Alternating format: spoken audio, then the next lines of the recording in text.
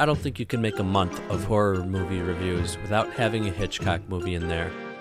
And an exhaustive, highly scientific study of a diverse group of people in my age range shows that approximately 0% of people have seen one, excluding myself, with a 15% margin of error.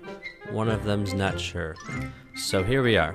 I'm sure if you're watching this, you care about film a bit more than they do, so instead of reviewing a more introductory movie like Psycho or The Birds, here's Rear Window, the one that the average person doesn't already know the plot to, though many critics consider it his best. It's not exactly horror, but that's fine. There's plenty of suspense, tension, psychological aspects, and Hitchcock trademarks in place here. But I'm going to be judging this with different criteria than the other reviews of this month. And even though it's more than 60 years old, I'm going to be avoiding spoilers until the end for all you casuals who don't watch anything made before 1990. So here's the basic plot. Jimmy Stewart plays Jeff Jeffries, a photographer who got a little too close to the action and is stuck in a cast with a broken leg during a heat wave. These were the days before air conditioning and apparently fans, so everyone in the neighborhood has their windows open. And for a bored invalid with a mind for stories, he's got nothing better to do than people watch. By the way, this is one of those movies that can't be made today. TV, smartphones, and the internet would have just stopped the plot from starting in the first place, and air conditioning would have stopped him from seeing into the other apartments. Hold on. They actually did it in 1998? With Christopher Reeve as a paralyzed guy? Made for TV because they knew. 36 on Rotten Tomatoes, and the audience score is actually lower. You learn something new every day. Anyway, all the other neighbors have their own little plots, which he watches play out over the course of the movie, along with the other main characters. His nurse Stella, his out-of-his-league girlfriend Lisa, and occasionally his detective friend Doyle. One late night, he wakes up after hearing a scream and begins to suspect one of his neighbors, Mr. Thorwald, murdered his bedridden wife. With no real proof, he gathers more and more circumstantial evidence as the other characters explain it away. Unfortunately, there is a lot of downtime, and while Hitchcock does a great job of filling it with interesting details, it sometimes feels like the repetitive, mundane lives are captured a bit too well. For today's audiences, it might be a bit too slow-paced and subtle, and that's the only reason I give the plot 4 out of 5 Hitchcock silhouettes. Rear Window was filmed in an elaborate indoor set. That fact alone gets a ton of points in my book. Hitchcock does a perfect job capturing the feel of a city block in sweltering heat, despite that fact.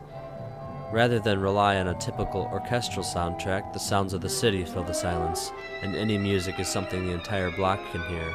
It is called diegetic sound that exists in the world rather than merely as an overlaid soundtrack. One of the best moments is sound as a Hitchcock trademark, a police siren in the background before the murder happens. Hitchcock often threw little tricks to set off your subconscious danger sense, like having people in driving scenes on the wrong side of the road, and this is a pretty good one. In a huge city, you'd never think about a siren, but you still recognize it as a sign of danger. I rate the sound 5 silhouettes. You could watch this movie with your eyes closed and still have a better experience than some modern movies. The lighting is also impressive, feeling very natural and hot, and during night scenes it has just the right amount of darkness. Enough for viewers, and presumably the neighbors on the other side, to see in, but move back a few feet and you have what feels like moonlight that can't be seen through. The other side of the courtyard has an impenetrable darkness. The one-sided nature of the story leaves a lot of the camera work as close-ups inside Jeff's apartment or wide-angle shots of the apartments opposite. You only ever see from Jeff's perspective, and as someone bound to a wheelchair, that's severely limited. As a photographer, he has his own telephoto lens and a pair of binoculars to see through. Every shot can be thought of as his own vision, or at least that of someone in his apartment. The visuals and cinematography get 5 Hitchcock silhouettes. So, if you haven't seen this yet, I hope I've convinced you to stop the video, watch the movie, and come back, because from here on out, I'm going into spoiler territory, okay? Get out. So there's a few running themes throughout the movie. One is Jeff's insistence that he and Lisa will never work out because their lifestyles are too different. It's undeniably true when he brings it up with her, but more relevant is his mindset that he does not want to live a life of boredom. Living behind a desk or taking pictures of models all day is not for him. He wants to take the kind of pictures that could get him killed or his leg broken. The idea here is that he brings on his troubles to himself. Stella has similar thoughts. Trouble. I can smell it. Glad when they crack that cast and I can get out of here. The entire plot happened because he was essentially spying on his neighbors. He shouldn't be looking at the ballerina in her underwear, but solving a murder justified it in the end, right?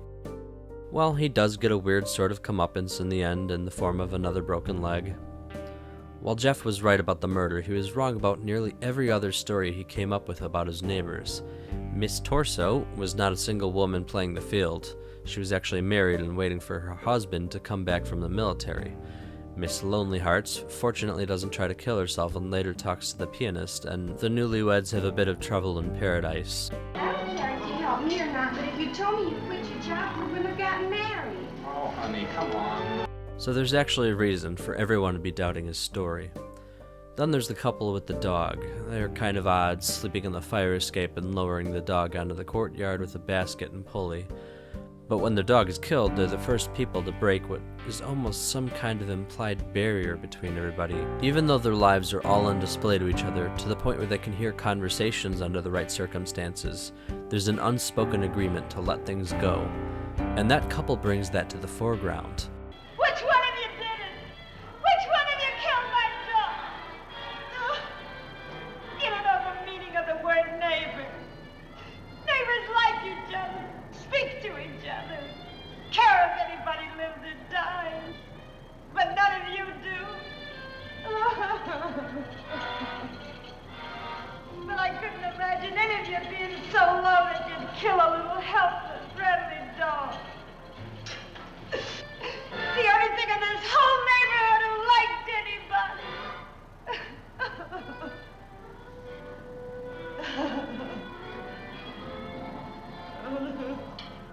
Did you kill him because he liked you? Just because he liked you?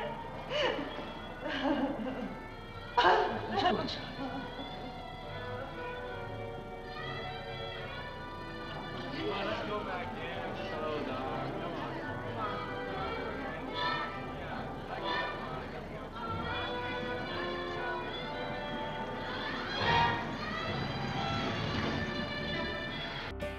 Of course, Jeff himself spends so much time being bored out of his mind that it's no surprise to anyone when he discovers an insidious plot happening in front of him. He's someone who can't live without action and excitement. He very well could have imagined another story if there wasn't a real one to take up his time. Everyone at first doubts him for a reason, including himself, when all the circumstantial evidence begins to become explained away. You know, I'm noticing an accidental theme this month.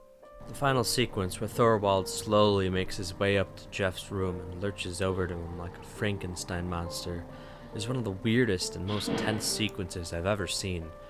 Jeff can't move, so Thorwald is confident and takes his time, but Jeff stuns him with flashbulbs. It's something that kind of makes sense, but is also kind of awkward. It feels like Thorwald should just be able to ignore it and move forward and attack Jeff like he eventually does when he runs out of bulbs. But it also makes for a good and somewhat terrifying sequence.